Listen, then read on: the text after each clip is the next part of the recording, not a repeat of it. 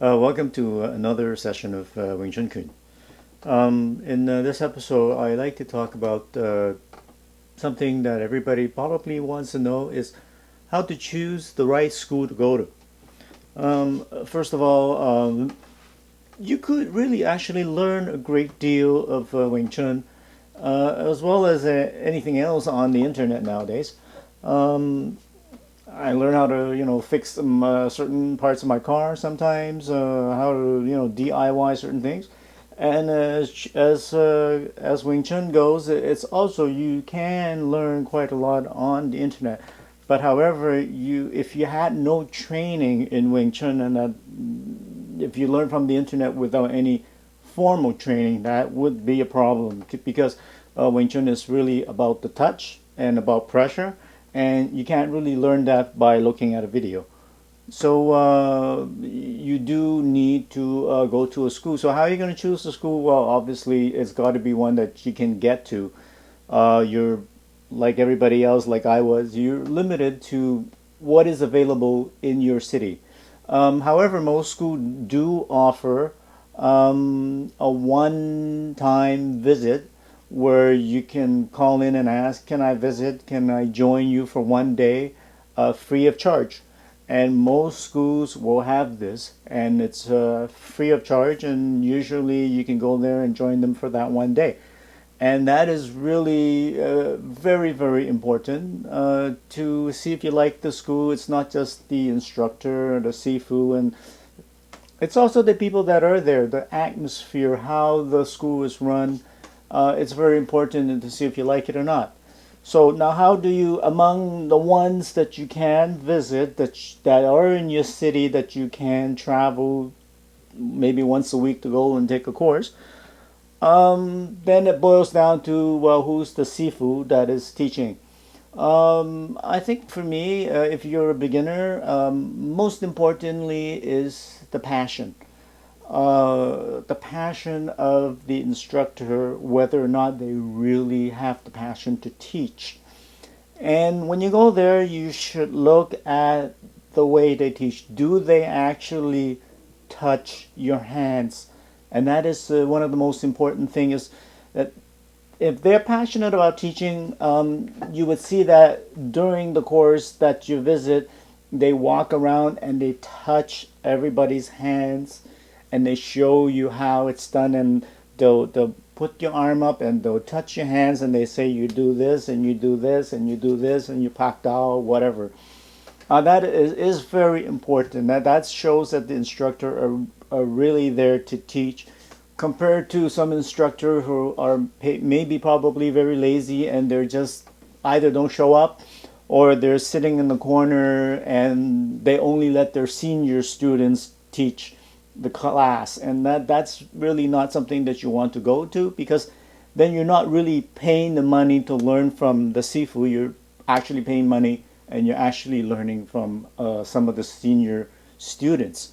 So you might as well, go to another senior students school who then they themselves open their own school and learn from them instead, because you're really not learning from the Sifu.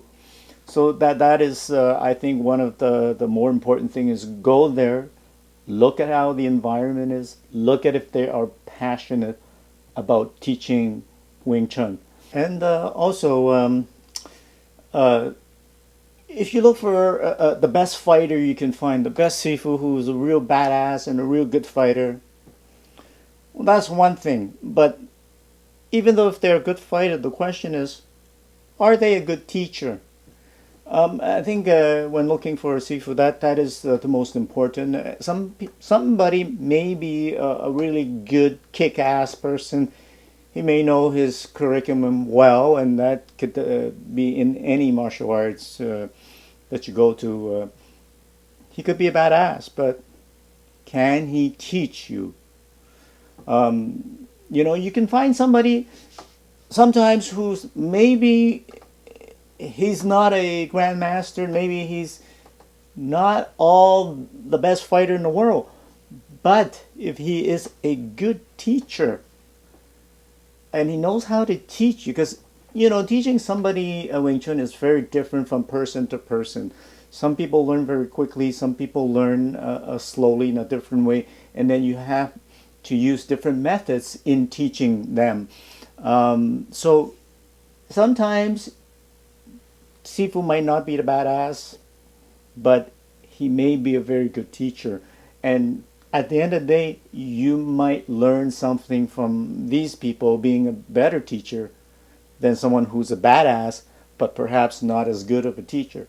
So that's something that you really have to look at the personality and when you go there and figure out whether or not it's a good school or not. So a Sifu that's good will always chisel with you and with everybody in the classroom for the entire time. And most importantly is that he will feed you not just punches. Also, it's important that he would let you punch him. That is a very very good Sifu. Um, a lot of times people get very very scared and nervous because when you're doing a chisao with somebody and they're better than you, and that's the point, to learn from someone better than you, but then they keep on tapping you all the time, and you get so nervous that you become twitchy and you're really afraid to explore your moves and really learn and progress. So a really good teacher would actually not just feed you punches, and if they do it once and they tap you, the second time they'll do it slower. And if you don't get it, a third time they'll do it even slower until they'll come at you like so slow that it allows you to figure out, wow, what do I do? And then you figure out, oh, I do this to counter that particular move. And then even going further than that, a Sifu should let you initiate a punch and let you attack him and let you tap him. And he will react slow and pretend not to be able to block that, so that he will teach you how to initiate an attack so that you can become successful. If you initiate an attack and he keeps on dissolving that, you kind of don't really learn how to attack, because then you figure that everything you do, it must be wrong. But because he has greater skill than you, it is really good that he would like build your confidence up a little bit and let you attack him all the time so that you would know how to initiate attack. And that is very important. And the other thing is, because really, if he does chisel with everybody in the class, you're not going to be having chisel with him and learn from him for the entire class. So the other point is that you do have to see how many senior students there are within the class in this school. Because the truth is, you are going to be learning from the senior students a lot. And if he has no or very few senior students in the class that are teaching, it is problematic. That means that most of the time you will not be learning anything. If most of the classroom are beginners or intermediate students, it means you're going to be learning from a beginners or from an intermediate student most of the time, which means you're really not going to progress very quickly, if any. So it would be also important to know that the class has to have a lot of senior students which you will be touching hands with, which you will be learning a lot more from. If there's only like one senior student and most everybody else is a beginner, that's not very good. You want to have a lot of senior students. And the other second thing I like to mention is looking for Sifu is, call me old-fashioned, but the closer to Yip Man, I would assume that you're learning a Yip Man Wing Chun from Hong Kong, and the closer to Yip Man, the better. So you want to make sure that your Sifu, the school that you're going to, is not like a 6th, 7th, 8th generation. so that you want to know who's his Sifu and who's his Sifu and how many steps are you looking at, so that you can trace back to Yip Man. You're not going to get first generation. This these people in the first generation, they are in their 80s. So you're not going to get that. If you're really lucky, if you can get a second generation Sifu, I would really advise you to go there. It's If you don't live in Hong Kong, it's very difficult to find a second generation, because people in their second generation are still in their 70s, which is not young already. So you pretty much, generally you're limited. Even if you find a third generation, you're pretty lucky. So I would say if you can find a third generation, that's really really good.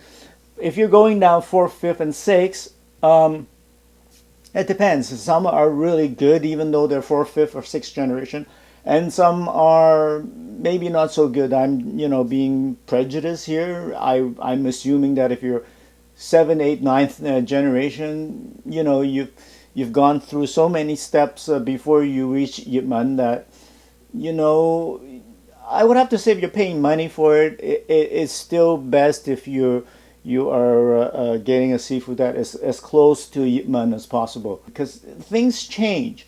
Sometimes some Sifu add certain things and change is for the better, and sometimes they add certain things and then the third, fourth person adds another certain thing, and then the fifth, sixth, and seventh person adds a certain thing.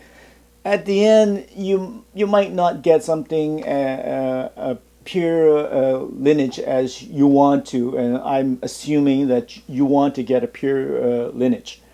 As we have the saying goes in Wing Chun, Wing Chun Chun Jing Tong and Wa Ha Zhan Hong Feng, So you want to get as close as possible, assuming that you do want to learn Yip Man Wing Chun. Therefore, you do want a Sifu that, as close as Yip Man as you can, without having stuff that are lost in translation.